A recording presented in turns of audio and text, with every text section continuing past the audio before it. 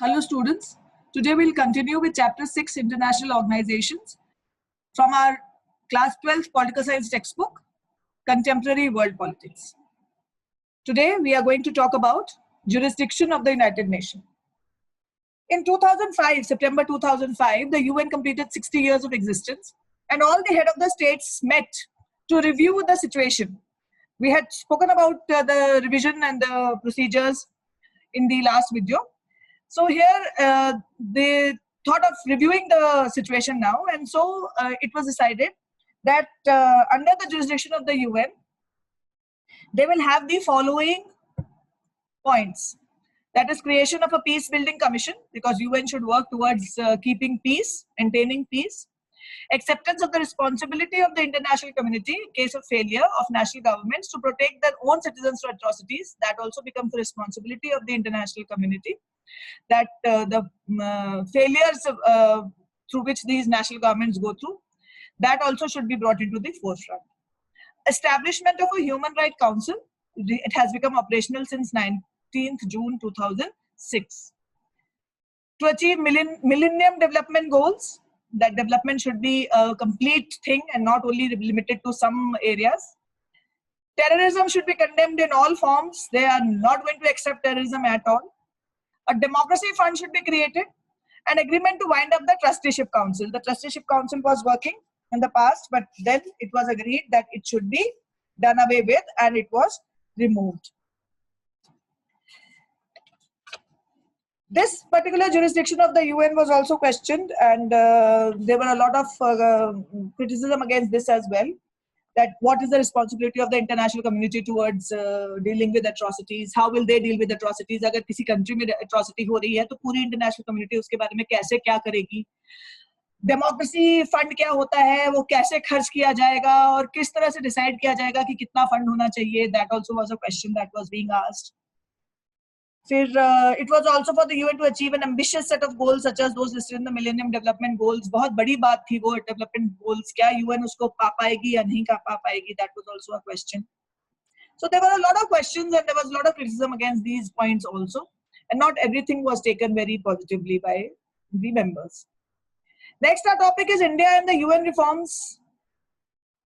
India has always wanted to come to the forefront. It has always wanted to make a place for itself after being dominated for so long. It wanted to make a place for itself in the world. So it believes that a strengthened and revitalized UN is desirable in changing the world. It also supported the role of UN in promoting development and cooperation among states. And it also talks about maintenance of international peace and security. India has a major concern about restructuring of UN. It also wishes to be a part of the United Nations. It wants to be a member of the Security Council. India as being a member of the Security Council is also a question that has been raised a number of times. And India has shown great desire to be a member of the Security Council. India has always supported the role of developing countries should be represented in Security Council in decision making. If you remember, we had spoken about the various agendas that UN had taken up for reforming the Security Council and increasing the membership. So it had given some qualifications, you can say, for a country to be a member of the Security Council. Based on those qualifications, India felt that it can be a member of the Security Council because it is the most populous country in the world. It is the largest democracy and one of the most successful democracies also. It is emerging as an economic power. It is a regular financial contributor to the UN. And it also signifies the growing importance of world affairs and conduct of its foreign policy. It has participated in most of the peacekeeping forces of the UN. So keeping in mind the points that the UN had come up with, India feels that it fulfills those points. So India should have a part in being a permanent member of the Security Council.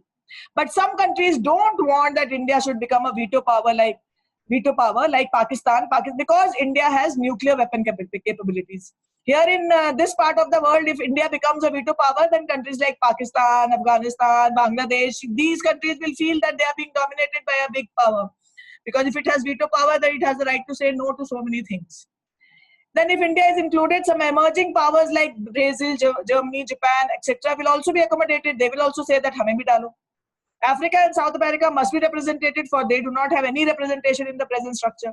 So these kind of questions also came into forefront when India demanded that it should be made a permanent member in the Security Council.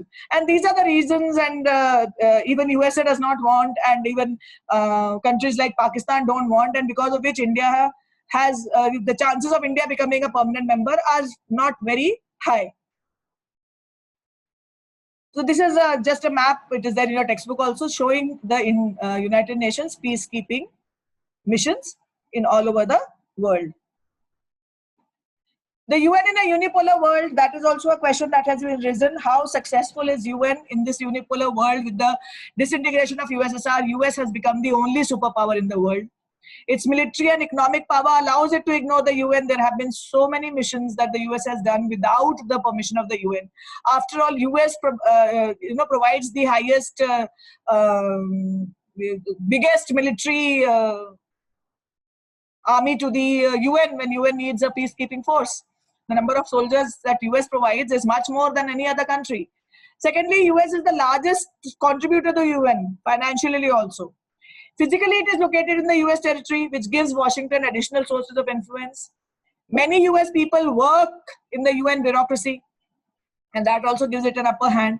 So the veto power that US has, that obviously that veto power gives US the power to not get many things done. So in the unipolar world, the US, it is very difficult for the UN to balance with the US.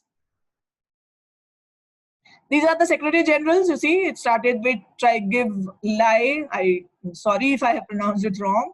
Then Dag Hammarskjöld, Uthant, Kurt Waldheim. So from all over the world they have been. Till 2016 it was Ban Ki-moon, and present Secretary General is Antonio Manuel de Oliveira Guterres. He is from Portugal. So he's a politician and diplomat who is serving as the 9th Secretary General of the United Nations. So he has been ranked as the best Prime Minister of Portugal. So this is the present Secretary General of the United Nations. Thank you. This was all about United Nations and its various issues. I hope you have understood and you've seen all the videos. If not, well, you can have a look at them again and understand the chapter. Thank you. My next video will just be a run through about the various agencies of the United Nations. So you can go through that as well. Have a good day.